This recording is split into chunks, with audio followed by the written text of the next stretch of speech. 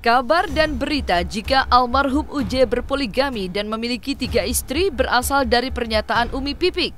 Tak pelak, publik pun heboh atas pernyataan Umi Pipik tersebut.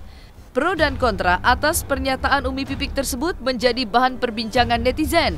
Maka agar pemberitaan tidak semakin melebar kemana-mana, sahabat almarhum UJ pun angkat bicara, di mana salah satu maksud dan tujuan dari Umi Pipik untuk membuka bahwa almarhum UJ berpoligami serta memiliki 3 istri adalah salah satu bentuk pengumuman. Oke, bismillah. Assalamualaikum warahmatullahi wabarakatuh. Terima kasih rekan-rekan media. Ya, hari ini kita bersilaturahim. Di sini ada di paling ujung itu Ustadz Ujai alias Ustadz Sidil. Kemudian Habib Fahri, saya Agus Sidwar, Ustadz Mohai. Nah, yang di sebelah paling ujung sudah tahu lah Haji Deki.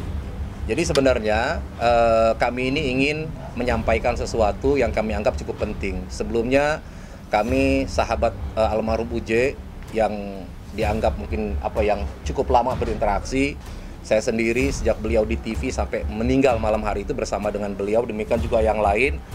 Nah, ingin menyikapi kenapa? Yang pertama ini ternyata diamnya kami itu malah memunculkan dalam tanda petik masalah gitu loh ya. Jadi banyak ataupun ada pihak-pihak yang mengatasnamakan almarhum kemudian berbicara yang kurang pas di sosial media gitu.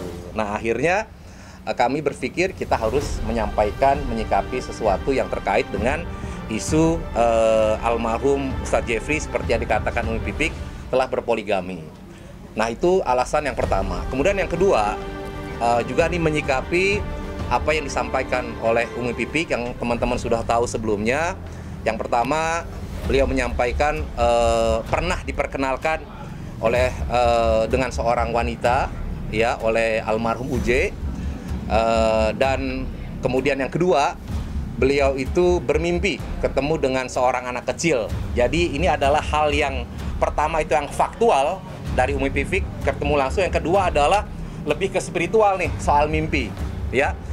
Nah, hal yang faktual kita jawab ya, kita hanya berharap mudah-mudahan apa yang disampaikan baik dari hal-hal yang kemarin sampai hari ini ada sebagai sebuah pengumuman.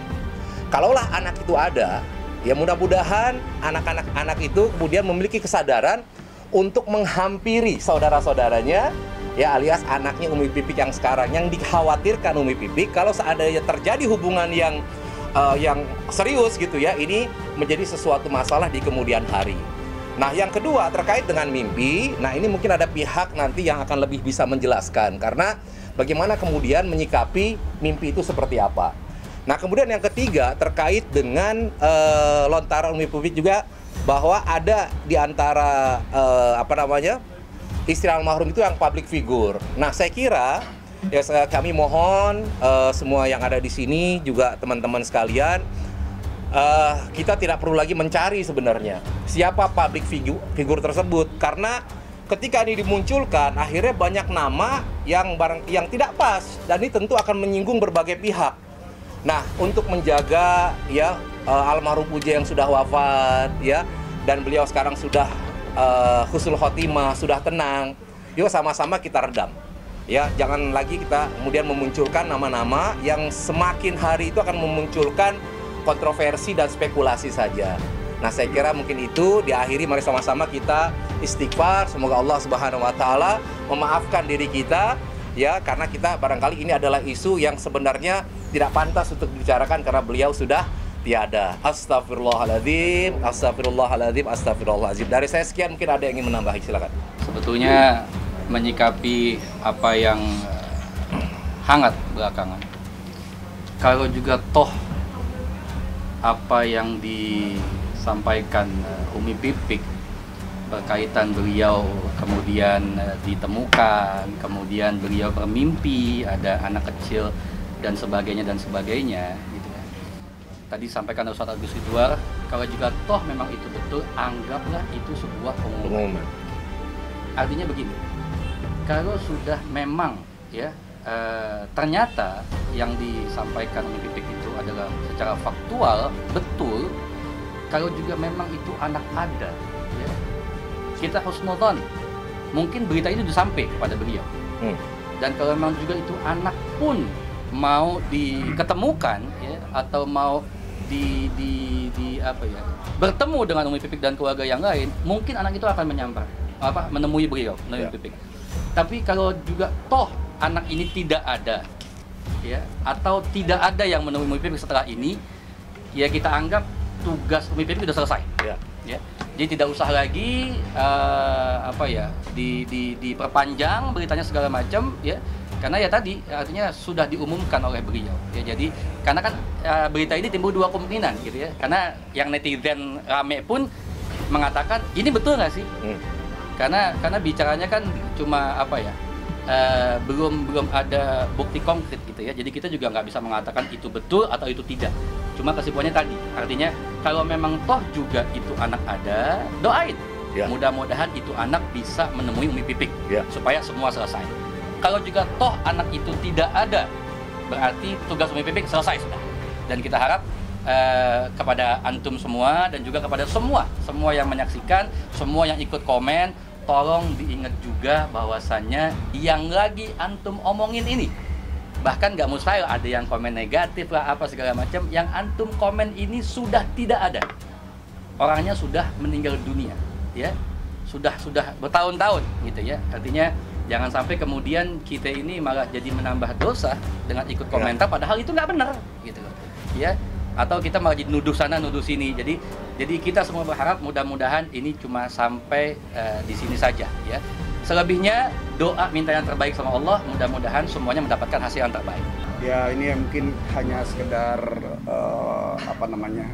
taukid ya, penguat bahwa orang yang hidup ketika dia dibicarakan masih ada hak, dia potensi untuk bisa membela diri. Tapi orang yang tidak ada, yang sudah wafat, dia nggak bisa berbuat apa-apa. Maka kembalinya pada kita. Kalaupun ada landasan diambil karena sebab mimpi, dalam kitab Al-I'tisam sendiri pun disebutkan bahwa ini justru ucapan Umi Pipik ini ya, kalau boleh dicatat sama kawan-kawan, hanya sekedar bentuk dua hal. Karena mimpi itu dalam kitab ini disebutkan hanya sebagai bentuk pengumuman, seperti Habib Fahri bilang, yaitu kabar gembira dan pengingat saja. Ya, tidak bisa diambil hujah. Menurut Imam Abdurrahman bin Yahya Al-Muallimi, bahwa mimpi ya tidak bisa dijadikan hujah sebagai ya hanya untuk pengumuman kabar gembira dan pengingat. Dan itu ucapan yang benar dari penyampaikan itu. Hanya kita yang menanggapi ya, hendaknya untuk bisa bijak dalam posisi yang potensi yang benar, bahwa ucapan itu hanya sekedar kabar gembira nih. Ya, mungkin tugas kawan-kawan untuk hal selama ini bergerak ya, tapi kita mengingatkan karena kita semua juga sayang insya Allah dengan Ustaz Jeffrey Al-Bukhari yang luar biasa. Beliau banyak juga menjadi fenomenal dalam pendidikan khususnya anak-anak muda ya. Saya menyampaikan atas nama sahabat, kawan-kawan, sangat menyayangkan, dan kalau sekiranya itu menjadi landasan juga buat kita semua, bahwa kabar dari Umi Pipik hanya untuk gambar kabar gembira dan pengumuman saja, untuk tidak bisa dilanjutkan dengan hal-hal yang negatif. Sikap saya tidak lain dan tidak bukan, sebetulnya ini merupakan satu hal yang kita harus awali dengan husnudzon ya, atau baik sangka gitu. Umi Pipik menyampaikan hal itu, saya rasa ini menurut perspektif saya ya, itu kan berawal dari podcast dengan salah satu kawan beliau yang bernama Fenomena gitu, dengan durasi yang cukup lama, yang sebetulnya tidak diniatkan kalau saya rasa lihat gitu, mengalir keluarlah dari Umi Pipik persoalan tentang hal yang sedemikian rupa. Untuk masalah itu sebenarnya bukan ranah kami, karena itu merupakan internal keluarga daripada almarhum Uje sendiri, seperti itu.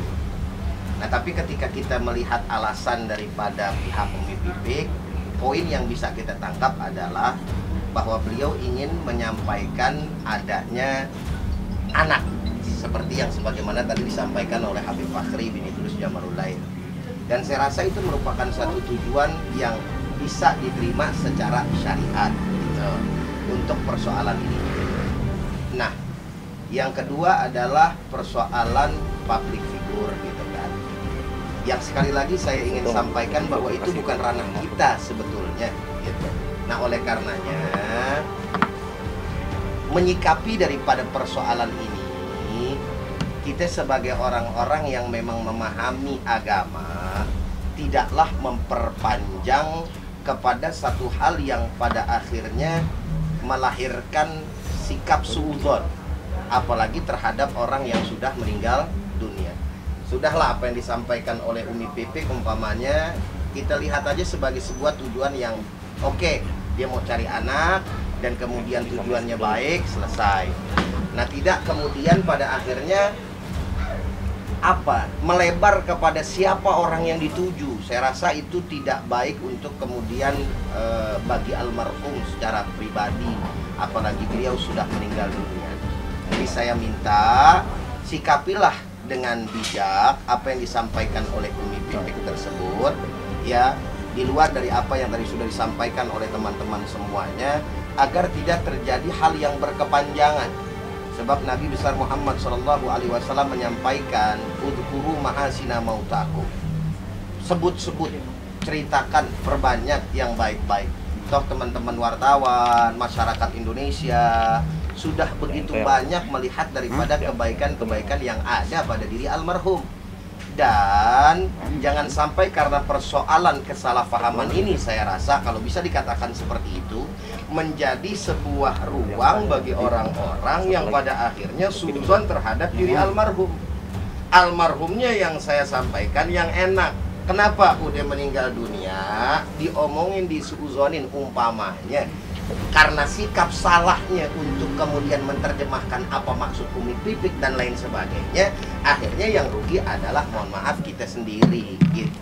Nah, oleh karena itu saya rasa cukup dan disudahi.